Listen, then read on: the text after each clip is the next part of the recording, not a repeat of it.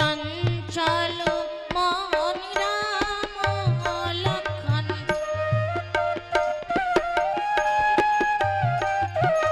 চঞ্চল মন রাম লক্ষণ খুঁজিছেন দুজনে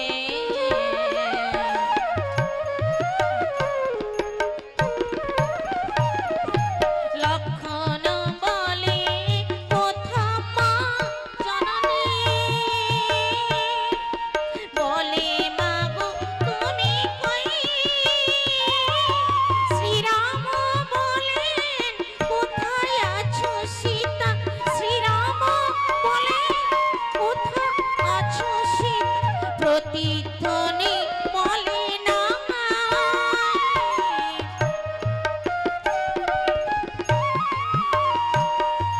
নয়ন কমল করে ছল ছল নয়ন কমল করে ছল ছল ঝরিছে অশ্রুধারা শূন্য কুটির অন্ধকার দেখিছেন পরিবার শূন্য কুটির অন্ধকার শূন্য কুটির অন্ধকার দাদা দাদা এইভাবে আমি যেই দিন থেকে মাকে নিয়ে গেছি দাদা আপনি তাহলে কুটিরে না ভাই আমি কোনোদিন কুটিরে যাই না আমি কোনোদিন কুটিরে যাই না সীতার শোক আমার অন্তরে অহরহ রুদ্ধ করে চলেছি জানিস জানিস লক্ষণ মনে পড়ে হনুমান তুই আমি সীতা আমরা যখন চারজনে ওই 14 বৎসর বনবাসে গিয়েছিলাম আমার সেই পাতার কুটিরে সীতা প্রতিদিন বন থেকে ফুল তুলে এনে মালা গেঁথে আমায় পরাতো আর আমায় কি বলতো যত দুঃখ কষ্ট থাকো সীতা আমায় ভরিয়ে দিত আর বলতো প্রভু গো এই প্রভু আমি তো মালা গেঁথেছি দেখো দেখো প্রতিদিনের মতো কেমন ফুল তুলে এনে মালা গেঁথে এনেছি পরো প্রভু পরো মালা পরে আমাকে ধন্য করো আমায় ধন্য করো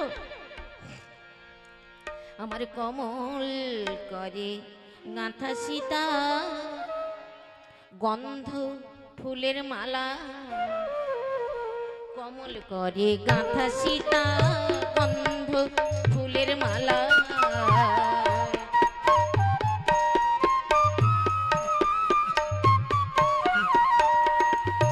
যে মালা মুছাইয়ে দিত যে মালা মুছাইয়ে দিত মনের শত জ্বালা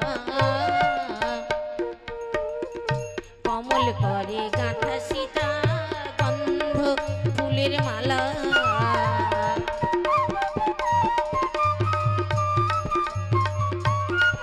আবার কাছে এসে বলতো হেসে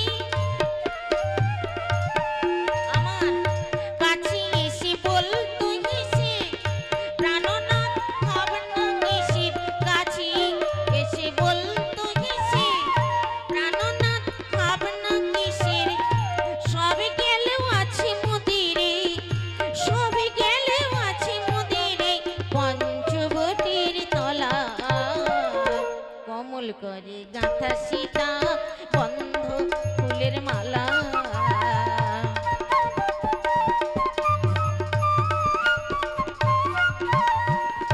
যে মালা মুছাইয়ে দিত যে মালা মুছাইয়ে দিত মনের শত জ্বালা কমল করে গাঁথা সীতা গন্ধ ফুলের মালা আমার কমল করে গাঁথা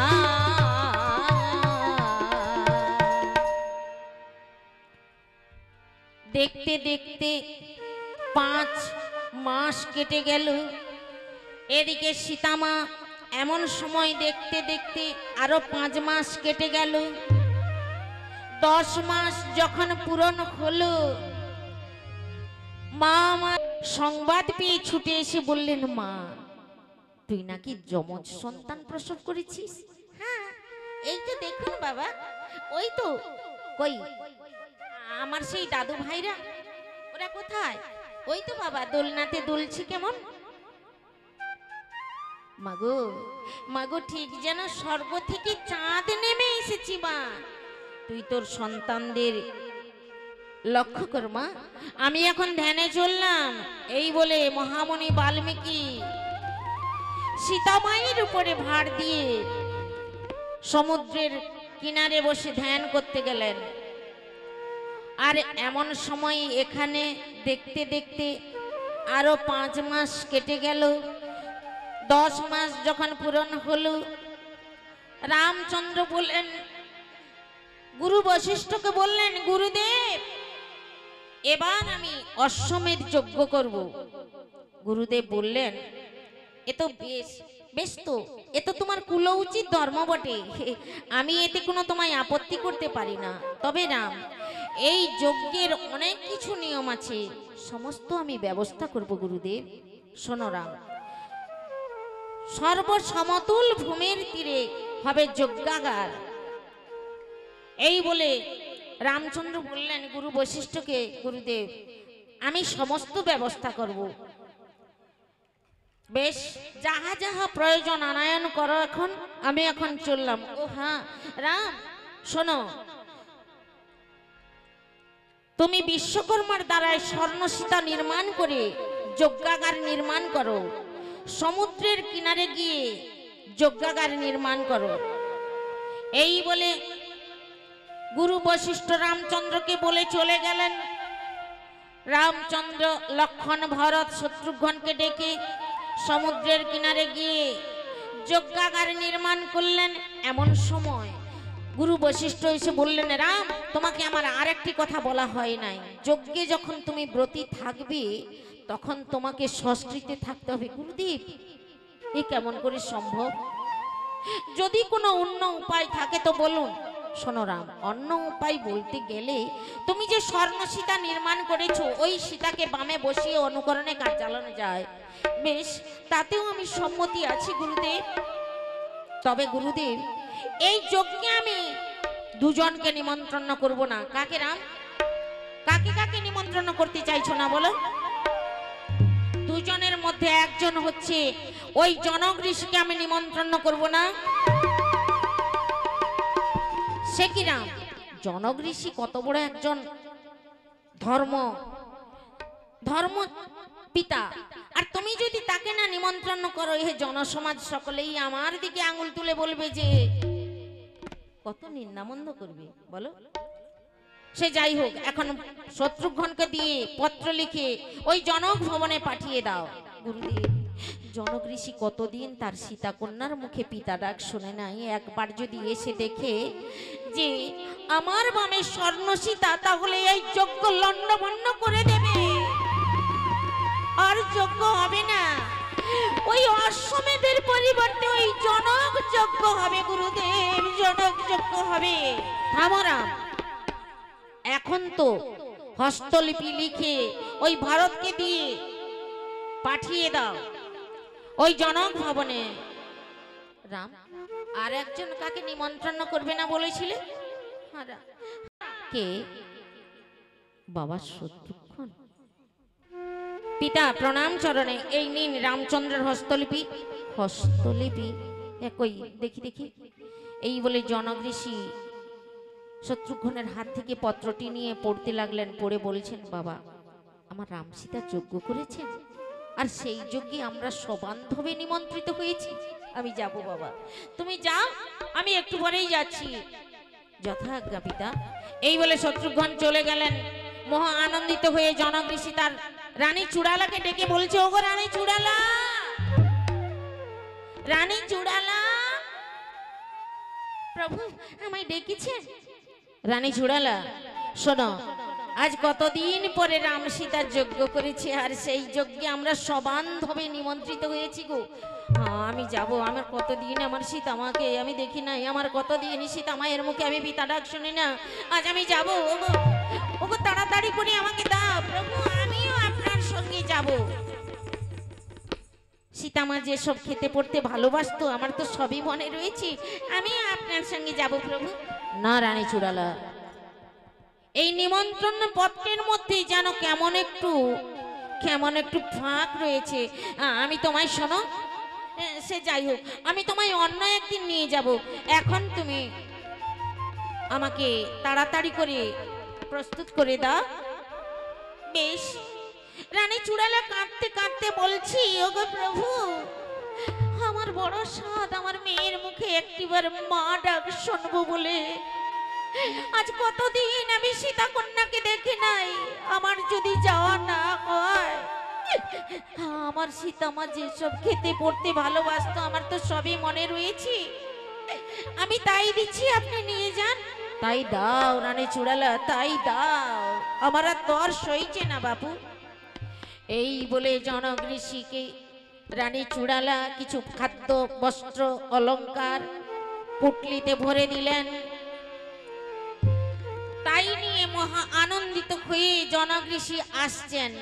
আর এখানে এমন সময় রামচন্দ্র গুরু বশিষ্ঠের আদেশে যজ্ঞ আরম্ভ হলো। ওই যে কুণ্ড ঘিরিয়া মুনিগণ, এই কুণ্ড ঘিরিয়া মুনিগণ,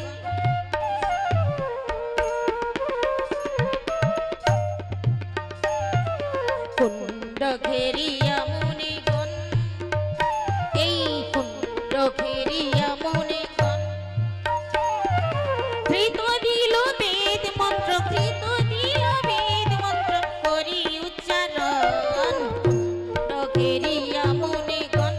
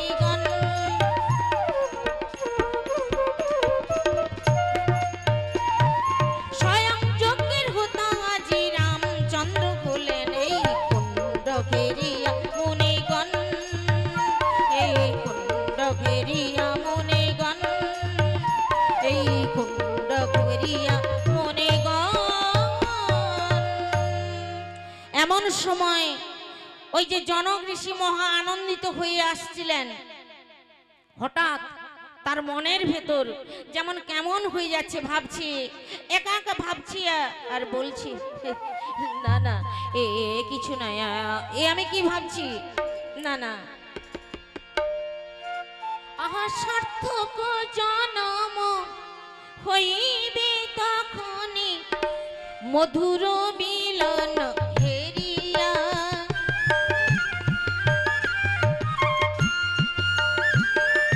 শোক দুঃখ নিড়ে হবে অবসান, সুখ দুঃখ নিড়ে হবে অবসান, সুখ নিড়ে যাব ভাসিয়া, সুখ নিড়ে যাব ভাসিয়া। যখন সীতা মা পিতা বলে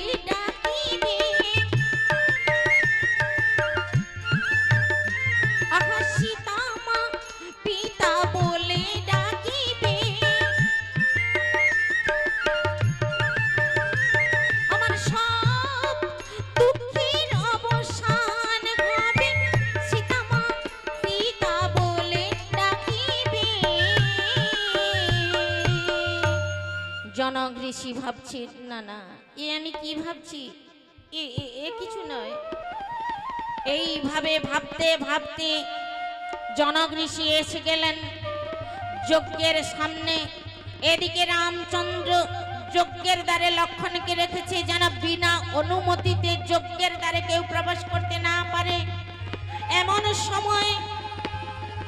এমন সময় জনক ঋষি এসে যজ্ঞের দ্বারে দাঁড়ালেন। যজ্ঞের দ্বারে দাঁড়িয়ে জনক ঋষি বললেন, পিতা, একি পিতা, বাবা লক্ষণ কুশলে আছে তো? হ্যাঁ বাবা পিতা। বাবা লক্ষণ, হ্যাঁ পিতা, আমি কুশলে রয়েছি, প্রণাম চরণে পিতা। কুশলে থাকো বাবা। কই আমার রামসীতা কই? পিতা, রামসীতা যজ্ঞাগারে। কিন্তু পিতা, কি হলো লক্ষণ বলো? পিতা, আরে কি হয়েছে বলো না বাবা। পিতা, রামচন্দ্রের আদেশে যজ্ঞাগারে নিষেধ, রামচন্দ্রের বিনা অনুমতিতে যজ্ঞাগারে প্রবেশ করতে দেওয়া হবে না। সে কি? পিতা যাবে সন্তানের কাছে, সেখানে অনুমতি? আরে লক্ষণ, যাও বাবা যাও। জনক ঋষি মনে মনে ভাবছে, তাই না ভেবেছিলাম, এই না আমি রানী চূড়ালাকে আনায়ন করি না। পত্রটা দেখে যেন কেমন কেমন ভাবছিলাম। সে যাই হোক, বাবা লক্ষণ যাও যাও, বাবা রামচন্দ্রের কাছে অনুমতি নিয়ে এসো, যাও।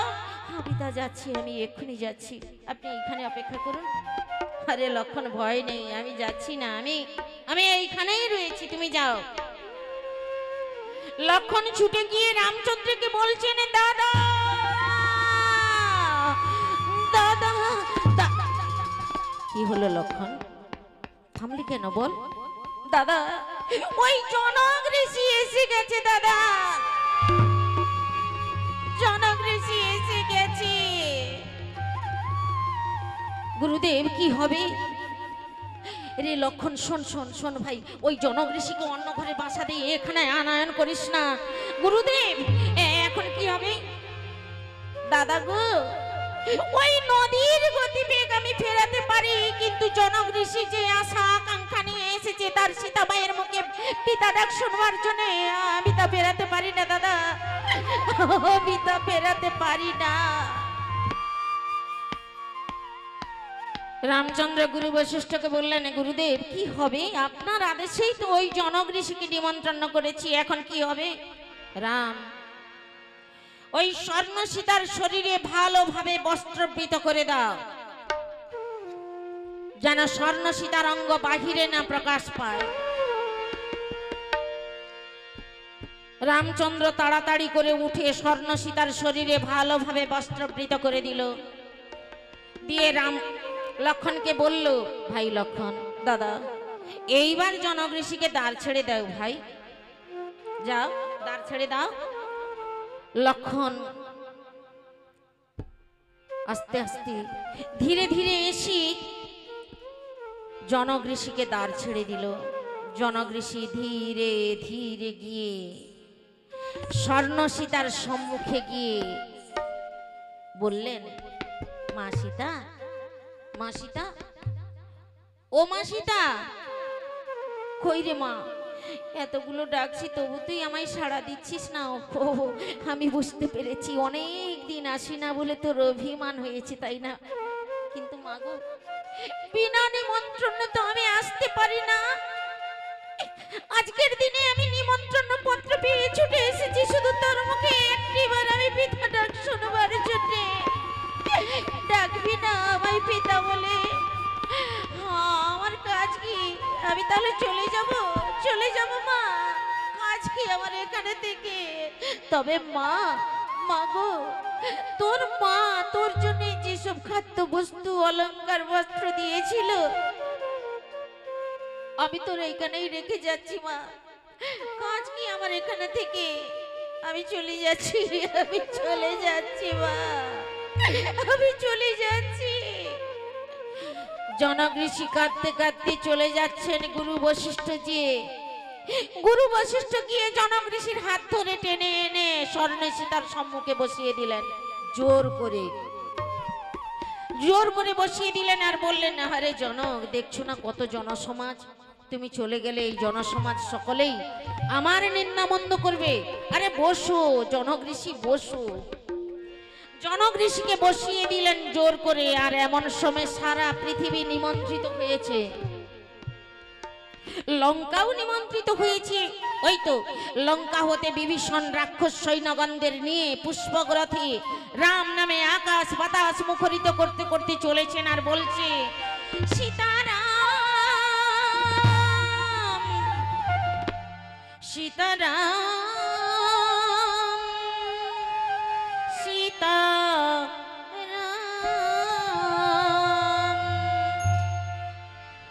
ও যে ভুবনে ভোলা নাম, প্রাণ মাতানো নাম, ভুবনে ভোলা নাম, প্রাণ মাতানো নাম, বদনে ভরে বল না সবাই জয় জয় সীতারাম সীতারাম সীতারাম সীতারাম সীতারাম।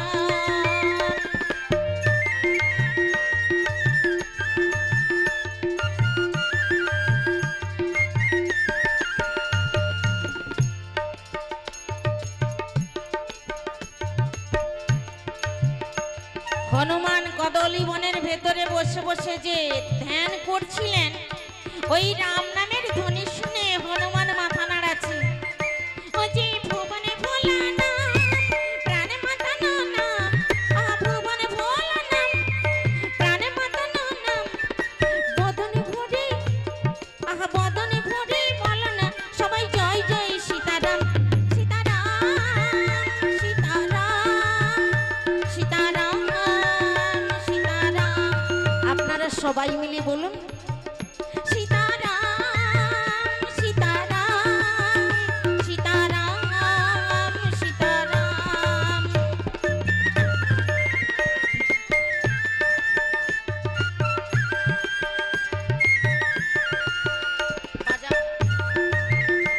এমন সময় হনুমান মাথা নাড়াতে নাড়াতে ভাবছি, এ কি এত রাম নামের ধ্বনি কোথা হতে ভেসে আসছি, দেখি তো। হনুমান কদলী বনের বাইরে এসে এদিক ওদিক সেদিক তাকাচ্ছে। আর তাকাতে তাকাতে দেখতে পেল ঊর্ধ্বে একখানি রথ চলেছে। হনুমান ডাকছে, কে যায়? রাক্ষসকুল পদ্ম নিরীক্ষণ করে দেখলো সেটা বিভীষণের রথ। আরে বিভীষণ নাকি?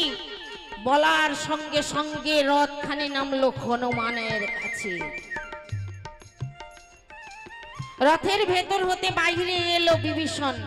বিভীষণ এসে বললেন, আরে হনুমান, তুমি এখানে, তোমার তো ওখানে যাওয়াই আগেই উচিত ছিল, তোমার ওখানে আগেই যাওয়া উচিত ছিল। আরে বিভীষণ, তুমি কোথায় যেতে বলছো, আর তোমরাই বা কোথায় চলেছো? হনুমান বলছি, আরে তোমরাই বা কোথায় চলেছো? আরে বিভীষণ বলো, তোমরাই বা কোথায় চলেছো? হনুমান, রামচন্দ্র অশ্বমেধ যজ্ঞ করেছেন, সারা পৃথিবী নিমন্ত্রিত হয়েছে। এই তো দেখো না, লঙ্কাও নিমন্ত্রিত হয়েছে। এই তো লঙ্কা হতে আমরা সকলেই চলেছি যজ্ঞ দেখতে। আর তুমি কিনা এই কদলী বনের ভেতরে বসে বসে তপস্যা করছো, আগেই তো তোমার যাওয়া উচিত ছিল ওখানে। আরে বিভীষণ, তুমি যাও, তুমি কত বড় একজন কর্মিক, তাই না? আর বাবা রামচন্দ্রের ধর্ম ছেলে, তোমার তো আগেই ওখানে যাওয়া উচিত ছিল, তাই বুঝি? আরে বিভীষণ, তোমরা যাও, আমি একটু পরেই যাচ্ছি, তাড়াতাড়ি এসো কিন্তু হনুমান, আমরা সকলেই চলে যাচ্ছি। এই বলে বিভীষণ সেই রাম নাম করতে করতে চলেছেন, সীতারাম সীতারাম সীতারাম রাম।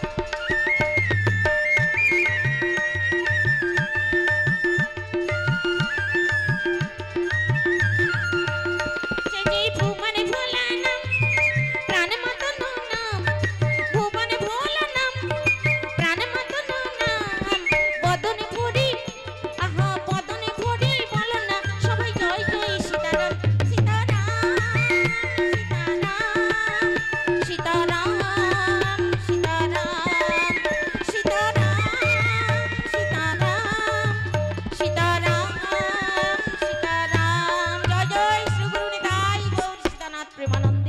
হরি হরি বলো। হনুমান মনে মনে বলছি, সে কি বাবা, সারা পৃথিবী নিমন্ত্রিত করেছি, কই আমাকে তো নিমন্ত্রণ করলেন না কেন? আমি অসভ্য বানর জাতি বলে বাবার কাছে গেলে আমার অসম্মান, বাবার অসম্মান হবে বলে তাই বুঝি বাবা আমাকে নিমন্ত্রণ করেনি। আবার ভাবছি নিশ্চয়ই কেউ নিমন্ত্রণ করতে এসেছিল। আমি তো দিব্যি কদলী বনের ভেতরে বসে বসে ধ্যান করছি, হয়তো আমার দেখা না পেয়ে ফিরে গেছে। আবার ভাবছি না না, আমি অসভ্য বানর জাতি বলে আমাকে নিমন্ত্রণ করেনি কেন? বাবা মার কাছে থাকলে বাবার অসম্মান হবে। আমি যদি জানতে পারি যে বাবা আমাকে নিমন্ত্রণ করেনি, তাহলে আর কোনোদিন আমি এই পোড়া মুখ দেখাতে যাব না। বাবা মাকে প্রণাম করে তখনই ফিরে আসব। আবার ভাবছি ধের, আমি তো বাবার কাছে যাব, নিমন্ত্রণের কি বা প্রয়োজন আছে? সন্তান যাবে পিতার কাছে, সেখানে নিমন্ত্রণের বা কি বা প্রয়োজন আছে? আর গিয়ে যদি জানতে পারি যে বাবা আমাকে নিমন্ত্রণ করেনি, তাহলে আমি তক্ষুনি ফিরে আসবো, আর কোনোদিন এই পোড়া মুখ দেখাতে যাব না, তক্ষুনি ফিরে আসবো। এই বলে হনুমান তার মনের অভিমানের মিশ্রিত কথাগুলি মনে মনে বলছে, আর জয় রাম বলে এক লম্পে শূন্য প্রদান করল।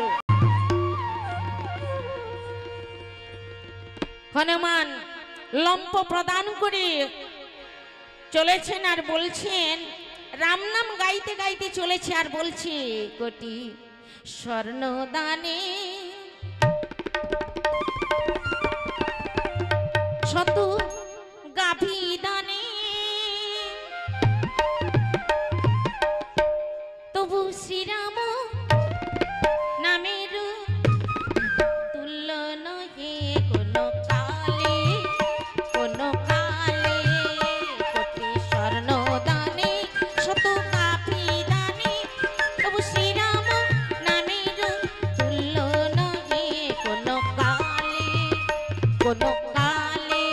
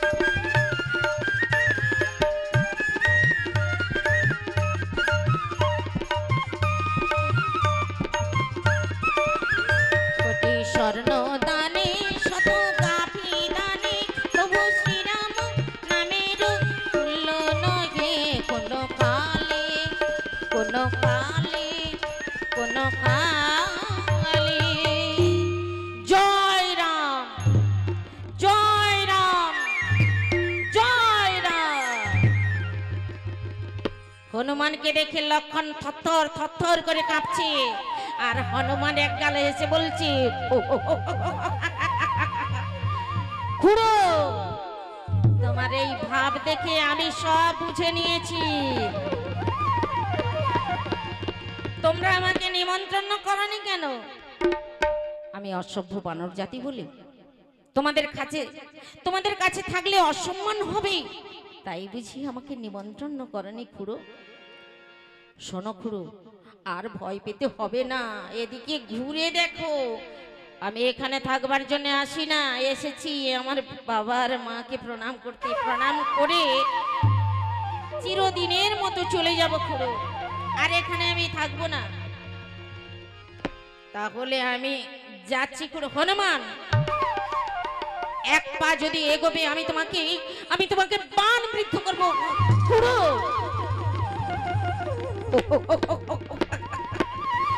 এখন তো তোমাদের ওই মৃত্যু বানানায়নের কথা মনে নেই। যদি মনে থাকতো তাহলে এই হনুমানকে বাণ মারতে হাত উঠতো না, তাই না? এখন তো তোমাদের ওই নীলপদ্ম আনায়নের কথা মনে নেই। যদি মনে থাকতো তাহলে এই হনুমানকে বাণ মারার কথা বলতে না। আর এখন তো তোমার ওই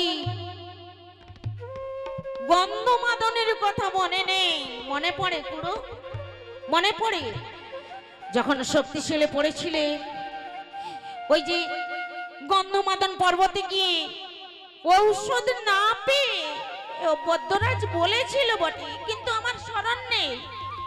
ওই যে বিশল্যকরণে, মৃত সঞ্জীবনী, অস্থি সঞ্চারিণী, এই 3 ঔষধ মনে নেই বলে আমি গন্ধমাদন তুলে এনেছিলাম। যদি মনে থাকতো এই হনুমানকে বাণ মারতে তোমার হাত উঠতো না, হাত উঠতো না খুড়ো, হাত উঠতো না।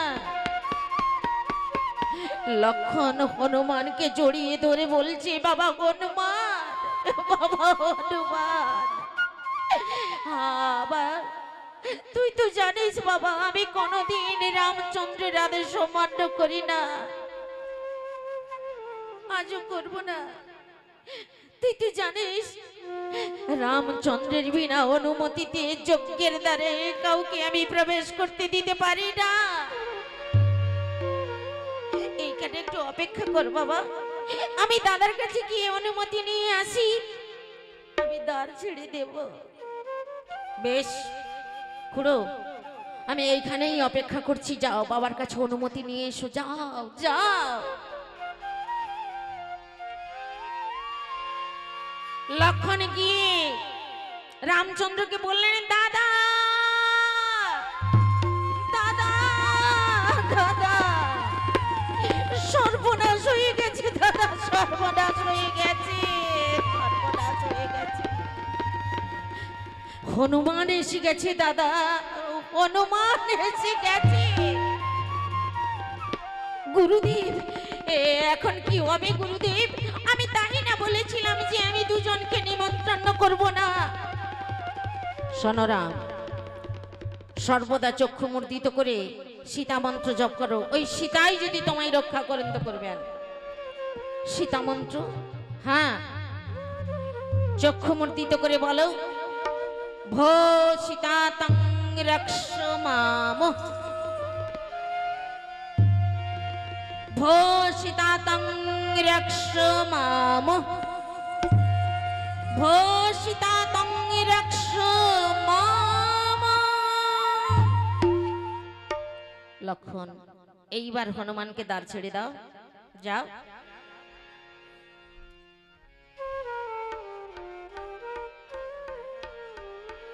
লক্ষণ ধীরে ধীরে গিয়ে হনুমানকে দ্বার ছেড়ে দিল, আর হনুমান ধীরে ধীরে গিয়ে রামচন্দ্রের কাছে গিয়ে প্রণাম করছে, আর চোখের জল পড়ছে, আর বলছে, বাবা বাবা গো।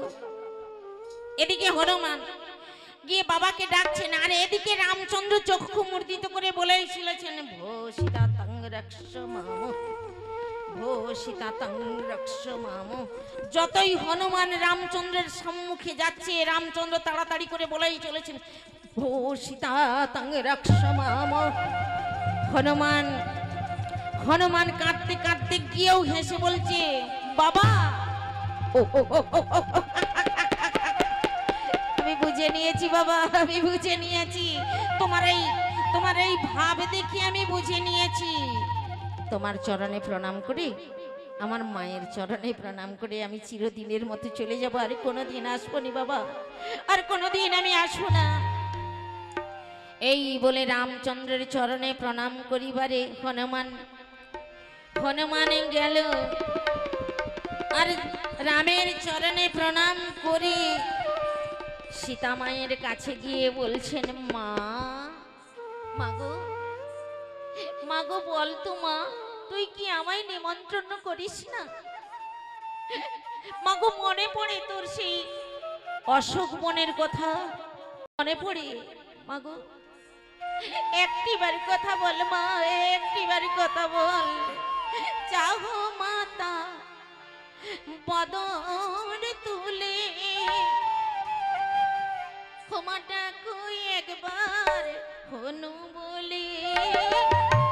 চাহো মাতা বদন তুলে, ডাকো একবার হনু বলে।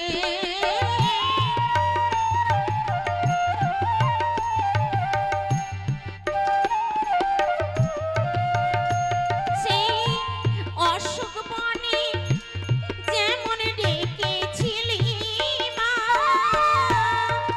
মাগো অশোক বনে যেমন ডেকেছিলি মা, ডাকিবি না মা,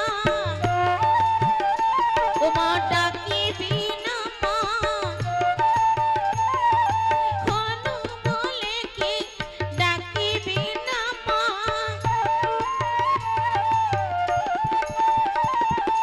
একবার কথা বলবি না মা, হনু বলে কি ডাকিবি না মা।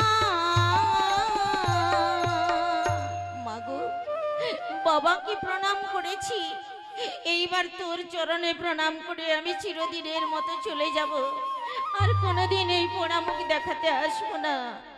এই বলে হনুমান মায়ের চরণে প্রণাম করিবারে হনুমান গেল। আর হনুমানের হাতে চরণ কঠিন ঠেকে ঠেকিল। কি মায়ের চরণ কতদিন সেবা করেছি, মায়ের চরণ কত কোমল, আজ এত কঠিন হয়ে গেল কি করে? আর এদিকে রামচন্দ্র চক্ষু মুর্দিত করে বলেই চলেছে, ভো সীতা তং রক্ষ মাম, ভো সীতা তং রক্ষ মাম, ভো সীতা তং রক্ষ মাম। সীতা, এই হনুমানের কবল হতে আমায় রক্ষা করো, তা না হলে আমার নিস্তার নেই, রক্ষা করো সীতা। এদিকে হনুমান ক্রুদ্ধ হয়ে মায়ের বস্ত্র অলঙ্ঘ করে দিল। অলঙ্ঘ করে দিয়ে এক গালে এসে বলছে, বাবা আমি তাই না বলেছিলাম যে তুমি আমায় ভুলে গেলেও আমার মা কোনোদিন আমাকে ভুলে যেতে পারে না। বলো বাবা বলো, তোমার বামের স্বর্ণ সীতা কেন? আমার মা কোথায়? আমার মাকে কোথায় পাঠিয়েছো? আমি যখন কদলী বনে তপস্যা করতে যাই, আমার মনে হয় তোমার তখন মনে ছিল না যে বলে গিয়েছিলাম যে বাবা আমি তো ধ্যান করতে যাচ্ছি, আমার মাকে যেন কোনো দুঃখ কষ্ট দিও না, আর যদি জানতে পারি যে তুমি আমার মাকে দুঃখ কষ্ট দিয়েছো তাহলে আমি এই অযোধ্যা উৎপাটিত করে সাগরের জলে নিক্ষেপ করব। তোমার বুঝি মনে নেই? যদি মনে থাকতো তাহলে তোমার বনে তোমার বামে এই স্বর্ণ সীতা কেন? বলো বাবা বলো, আমার মা কোথায় বলো। এদিকে রামচন্দ্র চক্ষু মূর্তিত করে বলেই চলেছে, সীতা সীতা তুমি আমায় রক্ষা করো, ভো সীতা তং রক্ষ মাম। এইভাবে হতে হতে বেশ কিছুক্ষণ এইভাবে হতে হতে হাসিয়া হাসিয়া সীতা মাতা এসে রামের বামে বসিল।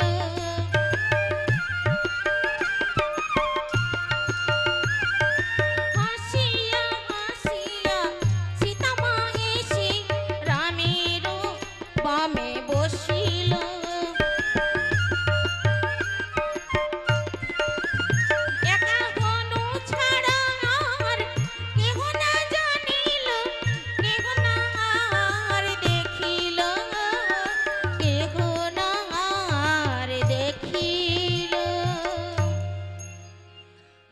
হনুমান সীতামাকে দেখে কথা শুনে কেউ জানলো না, কেউ দেখলো না, স্বর্ণ সীতার মধ্যে সীতামা এসে আবির্ভূত হয়ে হনুমানকে মা বললেন, বাবা হনুমান, আমি যে কেন তোমায় নিমন্ত্রণ করি না, যজ্ঞের শেষে আমি সব কথাই বলবো। এখন তুমি রামচন্দ্রকে কাজে সাহায্য করো, আর রূর্ধমূর্তি ধারণ করো না বাবা, শান্ত হয়ে বসো, রামচন্দ্রের কাজে সাহায্য করো। কেউ জানলো না, কেউ দেখলো না, আর কেউ বুঝতেই পারলো না। সীতামা এসে হনুমানকে সান্ত্বনা করে চলে গেলেন। আর যেই হনুমান শান্ত হয়ে বসেছে, অমনি রামচন্দ্র মৃদু মৃদু চোখে তাকিয়ে বলল, ওরে বাবা, ভাগ্যি সীতা মন্ত্র জপ করেছিলাম তাই না রক্ষা, তা না হলে এই হনুমানের হাতে আমার নিস্তার ছিল না।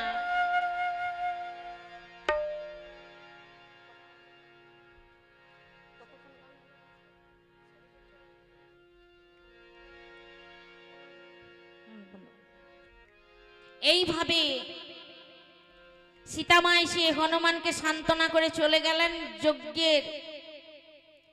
যজ্ঞের গুরু বশিষ্ঠর আদেশে যজ্ঞের শেষে অশ্বের কপালে জয়পত্রটি লিখে রামচন্দ্র যজ্ঞের চারিধারে প্রদক্ষিণ করিয়ে যজ্ঞটি ছেড়ে দিলেন। এবং আমি এইখানেই পালা সমাপ্ত করব। অশ্বমেধ যজ্ঞের পূর্ণাহতি প্রদান করা হলো। এরপরে গাইতে গেলে বাবা আরো এখনো 3 ঘন্টা গাইতে হবে, আর একদিন পালা গাইতে হবে। তবে এইখানে আমি পালা সমাপ্ত করছি, কেন গেয়ে সমাপ্ত করা যায় না, তাই আমি এইখানেই পালা সমাপ্ত করছি। আপনারা বসুন। আমার সঙ্গে 3 জন ছোট ছোট মেয়ে এসেছে, আমার নাতনি, আমার ছেলের ঘরে নাতনি, ওরা সুন্দর গান গাইতে পারে। ওরা 3 জনের গান শোনাবে, আপনারা শুনুন, ভালো লাগবে। তাই অশ্বমেধ যজ্ঞের পূর্ণাহতি প্রদান করা হলো। আর রামচন্দ্র হনুমানকে বললেন, বাবা হনুমান, যত ঋষিগণ এসেছেন সবার পা ধুইয়ে ও ঠিক ঠিক মতো জায়গায় বসিয়ে দাও। যজ্ঞের পূর্ণাহতি প্রদান করা হবে। হনুমান রামচন্দ্রের আদেশে ঋষিগণের পা ধৌত করে ঠিক মতো জায়গায় বসাতে লাগলেন। রঘুপতি রাঘব রাজা রাম পতিত পাবন সীতারাম। রঘুপতি রাঘব রাজা রাম পতিত পাবন সীতারাম। ঈশ্বর আল্লাহ তেরি নাম পতিত পাবন